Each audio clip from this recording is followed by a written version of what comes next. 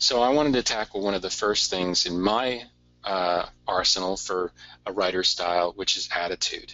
And this is right up at the front of my novel, which is based on a true story about movie star Greta Garbo.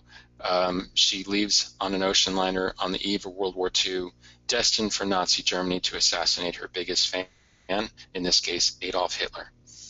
I had joined the ship on a fishing expedition, the kind meant to hook the biggest catch ever for a news hound like me, a candid photograph of a movie star. And in September 1939, the biggest star in the world was none other than Greta Garbo. I was lucky enough to catch up with her in the middle of the Atlantic, and no one or nothing was going to let her get away, not even a Second World War. So you can see there's immediate attitude in the protagonist. In this case, it's a news hound or a tabloid reporter, Seth Mosley. And Seth was based on a true character, and he was destined to find Greta Garbo to get a candid shot of her so he could pay off some gambling debts. And this is where I decided to start my novel.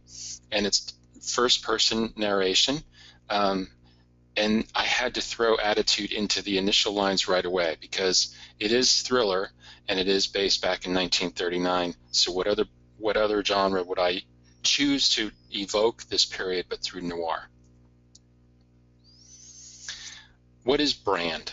And I'm bringing that up today because an author today is encouraged to think of their voice as part of their unique brand, how they differentiate themselves from every other storyteller in the marketplace.